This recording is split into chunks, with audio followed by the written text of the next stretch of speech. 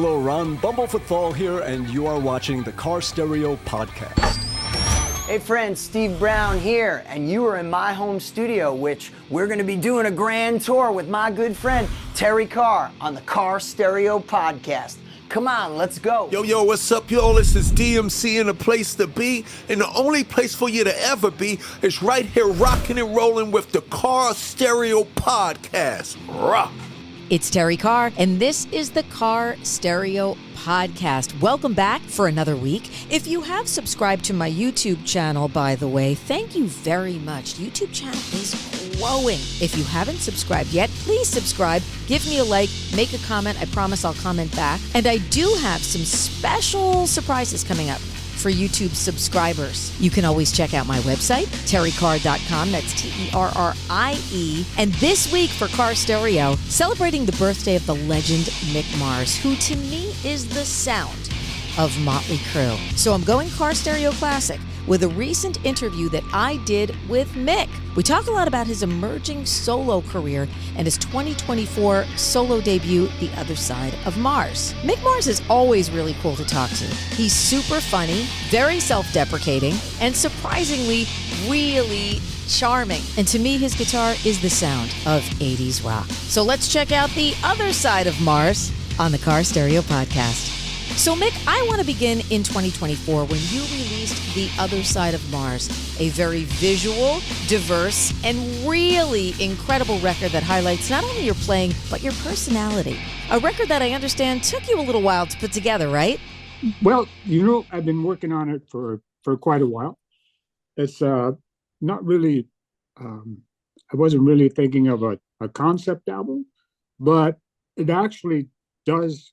Well, I guess I wanted to show like a lot of different influences or styles or different flavors, colors that I'm able to do, aside from just like, staying in one particular thing. And I can do that, luckily, because I'm just me now.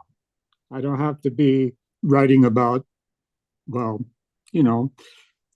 strippers and drinking and all that stuff. It's like I'm free to do just about anything I want. And so I wanted this record to be diverse, which it is.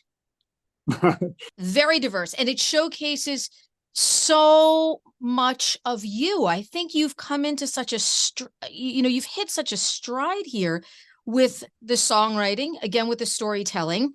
And let's talk a little bit about, I think there are really great guitar players, and then I think there are crafters of sound. And I think you are in the category of a crafter of sound. Thank you. You come up with this sort of Mick Mars sound. Nobody can duplicate it. Nobody can imitate it. No band or record will ever sound the same without you on it. It just is the way it is. It's a fact. So when we're talking about crafting that Mick Mars sound, so how does that happen for you? Is that just the way it was from the beginning? Is that over time? Is that producers helping to craft that sound? How does that become your sound? A lot of work, listening to sounds, especially guitar players like Jeff Beck. When you hear Jeff Beck, it's Beck. If you hear Hendrix, it's Hendrix. And I worked for a long time, years, to get my sound. Nothing was good enough until, so I kept working and working and working until I was happy with it, which is not, the little tones. I wanted like the big things that jumped in your face. And so it took me a while to develop that, but mostly it's like, learning and listening to lots of guitar players that had great tones. I heard that you were a surf guitar fan growing up. In some interview with you probably a while ago, and you and Dick Dale kind of had a thing. And here's the funny part. I hear that in your sound, and I know you're a horror fan. So I almost kind of hear that like surf guitar and horror. Like sometimes I listen to a Mick Mars guitar and it scares me in a good way. I want to be afraid.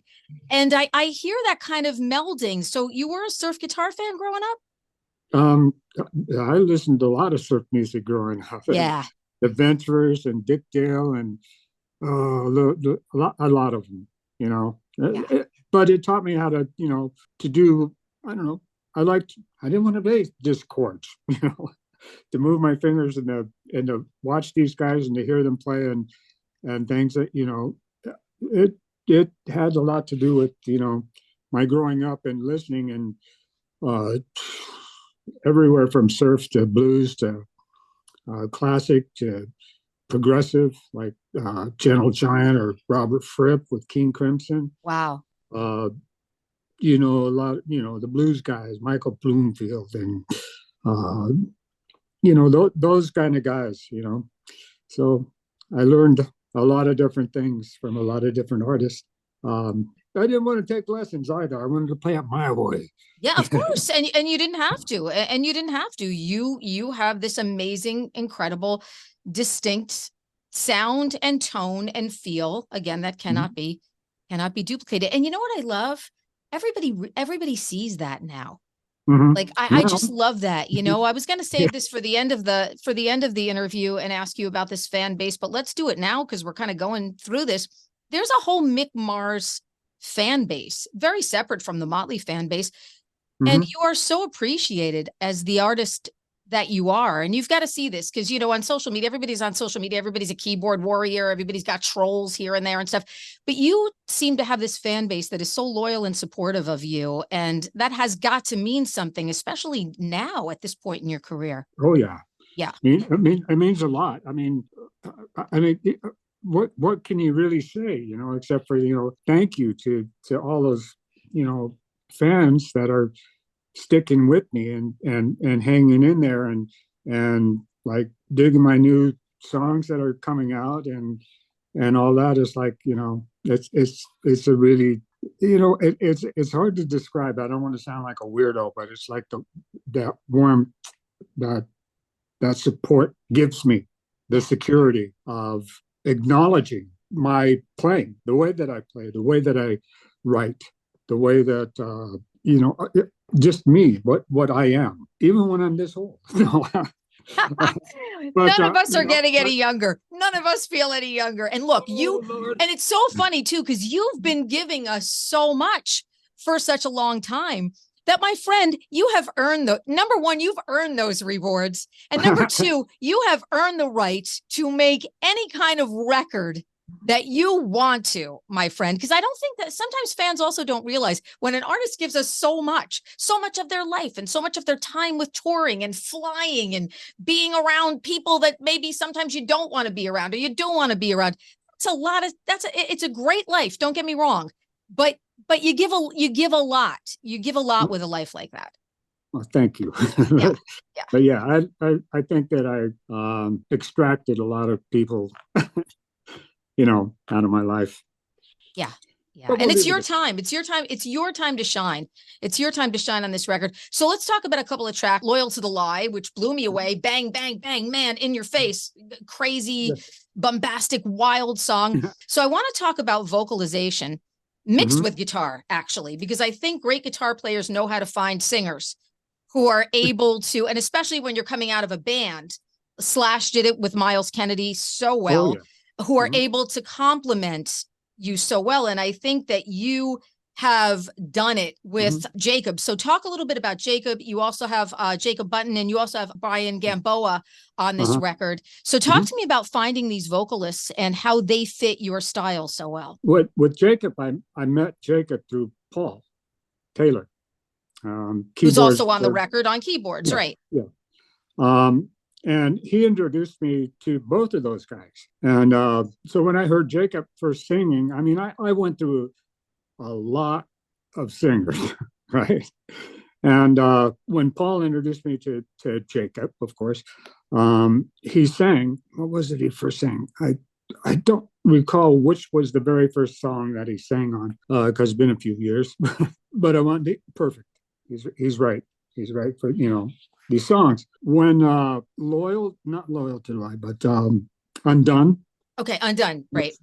Yeah. And Killing Breed came up. That's where Brian came in, which Paul also introduced me to. Because I was talking to Paul and going like, you know, I need a little more angst to this. I mean, Jacob's voice is really powerful and clear and clean, and that you can understand the words and this, but I wanted something a little more gritty, a little more desperate. And Paul introduced me to Brian. Perfect, and he did Killing Breed one take. Wow. Okay. And the reason, I mean, he had some like little tweaks and here and there that you can fix very easily. But he goes, let me do it again. No, dude. No, you won't be able to have this feel. Yes. Again. Yes. Because they always do that, players. I mean, if you're a drummer and drop a beat, yes, I can. Yes, see right. But you want that feel. That's what makes the song. That's what makes the song. Exactly right. Exactly right. And people try to fix what isn't broken. I can do it better. No, you can't. Listen, and then you listen to 10 takes and you go listen to the first one. Oh, okay. That's no one's gonna. I wouldn't argue with Mick Mars. I'd be like, Mick, we're in. Let's keep this the same. Let's do this. But yeah, you managed to get these guys who are so in the pocket with your playing, where I think there's a melding sometimes, and I think sometimes a guitarist who's making a guitar record and looking for vocalists forgets that. And I think that you just had this great. I love that you used multiple vocalists because you wanted what you wanted on these songs. Exactly right. Exactly. Yeah. And I guess that's the bit of the old school from me is what happened to multiple singers in bands. They're pretty much the same, one guy. Yeah. As opposed to, I'm really dating myself now, but like Beatles had 3. Yeah, absolutely. Absolutely. So, amazing point. Yep. Well, it's like, say, Paul's voice would get like a little scratchy. Hey, John, can you sing this? Yeah, of course. Or George, can you know what I mean? It's like, let this guy, Yeah, look at the Eagles. You got Fry, you got Henley, you got Walsh, you got these great vocalists, and every, you got Felder. That's what I'm looking for. That kind of like, I guess, in my music with diversion, but also vocalist. It's like, I mean, you can tell it's me playing, right? But the songs no doubt. When you put in a different singer, it's like, oh, okay, and I'm digging it. It's like, I don't know. I may on this next record. I mean, I got some written because there was so much time in between the releasing this record, but I mean, I may dip like a little back and do like a weird blues song. Ooh. or a funk or a soul song or something like that, the old Motown stuff. Yeah, absolutely. I may just like find a like a female artist that would be on there and that distinction to go like, I'm going to be different. Yay. I don't want to be stuck in this little pocket when I know there's a lot. I'm not exactly a young guy, but well, you sound very inspired. This is inspiring you. You sound like such an inspired artist now, and I think that that's what making music is about. It's about feeling inspired, and you sound like you're very inspired.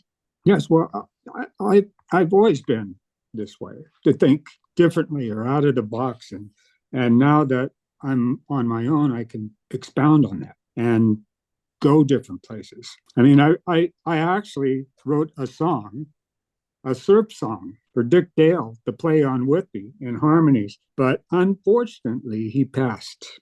Yep. Before I could get to him. Oh, and you guys were friends. I heard you guys were buddies too, right? So it wouldn't have been that hard to get that done because you guys were buddies. Yeah. We'll talk a little bit too about Michael Wagner has produced this record. Michael's done so. I mean, his resume between producing and engineering and mixing. I mean, if you think of a record, he's done something on it. Like he just has such a long resume, but it's got to be super cool because it's full circle. He worked on Too Fast for Love. Now he's working on this. I also remember, stop me if I'm wrong, has he retired since making your record? Yes. Yes. I'm the last record that he made. It's the last one. Yes.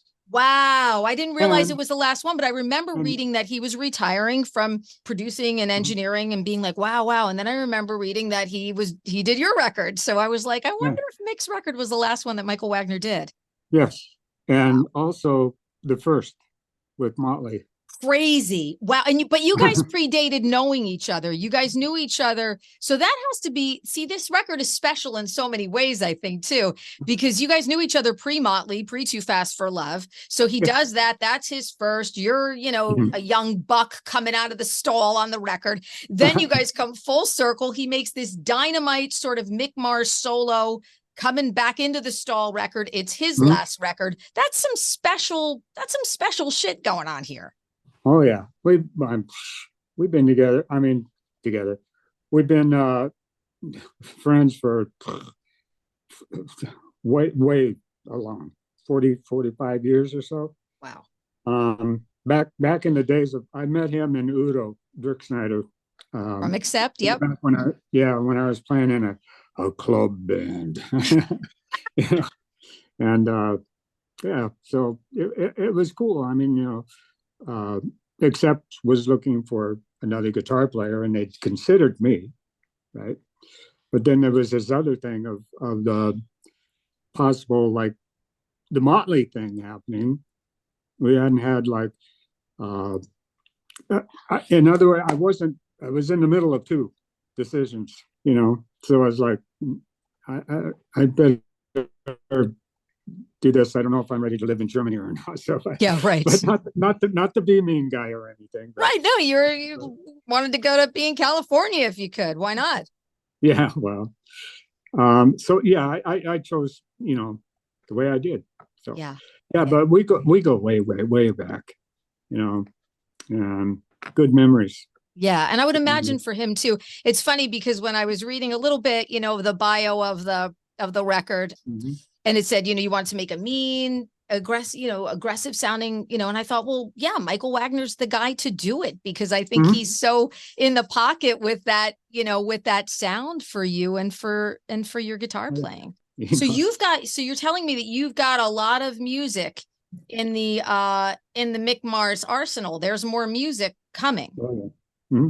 Yes, I already have 4 very solid songs. They need to be tweaked a little bit, but they're really solid ideas. They got to play and work with whoever it is that I'm going to work with. I've always thought of you, I mentioned it earlier, as a very visual artist. And the songs are very storytelling. There are songs that definitely you listen to growing up. I could never listen to an Iron Maiden song without getting a visual, and I get that with a lot of these songs from this record. And I think the videos are so incredible too. And I love that you're you're like the star of a lot of these videos with this cool Mick Mars persona, as you should be. They're your songs. So talk to me about putting these videos together and why was it important for you to do them the way that you've done them? And for those of you who are listening or watching that have not seen them, please Google them on YouTube. The Loyal to the Lie video is awesome. And the Right Side of Wrong video is great. I love kind of that like Mick character, monster kind of character, doing the Mick Mars classic faces and stuff. I love it. Let's see that song. Well, I'll take them in order. Loyal to the Lie is about, cults, that kind of a thing, to where here's this guy, whether it's Charlie Manson or Jim Jones or all those people. There's one guy telling thousands of people or hundreds of people what to do, and it's stupid. It's like, why do you believe this? You give up all your money, you give up all your valuables, you give up all your everything, including your life at the end. There's all those people I drink the Kool-Aid or whatever. So, or the sneakers, and we're going off to the planet or whatever. Yeah, I get it. Yeah, crazy. Heaven's Gate. Yeah, that's the God. He's going to help take us away. And it's like, don't believe this guy. he's crazy, But that's kind of a, based on that kind of a thing. Right side of wrong is one of the parts, and there is no right side of wrong. So I had the black and white, and a lot of people go like, "Oh, it's spy via spy." Basically, maybe, but there was a part in the video I made that was never made, and I got a little bit upset about it. I wanted to take somehow, I don't know why it was so difficult, but there was a part in there that I wanted the black guy and the white, thing to exchange hats or heads or something. So the way they think is now the way the other guy thinks, but now they both think and what the other guy thinks, but it's still wrong. But what happens is at the end of the video, I wanted to have just where that big boom goes at the end would be just in gray, because there's a gray area. That's what that song is based on. Just the gray area of what is right and what is wrong. Is there any? We don't know. Yeah. The gray area. What is the right side of wrong? Yeah. But like I said at the beginning of the interview, a lot of storytelling going on here. Mm-hmm. And I think you're a great storyteller, Mick. Oh, thanks. Thank you. I got a lot of stories. You do, man. And this is a great time to be telling them all. Because, man, yes. I think if anybody has lived, it is you. Did you always know you were going to call a solo record The Other Side of Mars, or did it just kind of come to you? Because it's just so perfect. No, I not really. I mean, I didn't know what I was going to call it. And one day, I guess, that just came to me, because it's another side of me. 100%. Yeah. So it was Peter Frampton. Frampton Comes Alive. Right? Yeah, right. But this is more perfect. This is even more perfect than that, because it's the timing. It's the other side of you. It's you, kind of standing front and center there. And you know what, my friend, as I said, you've earned it, man. You have earned making a great solo record.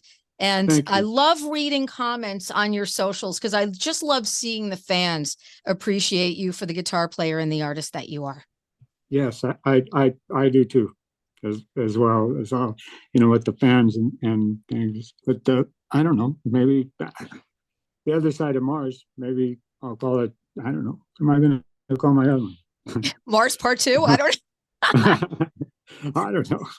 The other side of Mars. Oh my gosh, Mick, it has been such a pleasure. Thank you so much for the time and the great conversation and the amazing music. Again, like I said, a living legend, and it's such a thrill to have you on. Oh, thank you so much for having me. Don't forget to like this podcast and subscribe to the Carr Stereo page on Spotify, Apple, YouTube, or wherever you get your podcasts. I'm Rob Moorhead. TC and I will see you next time.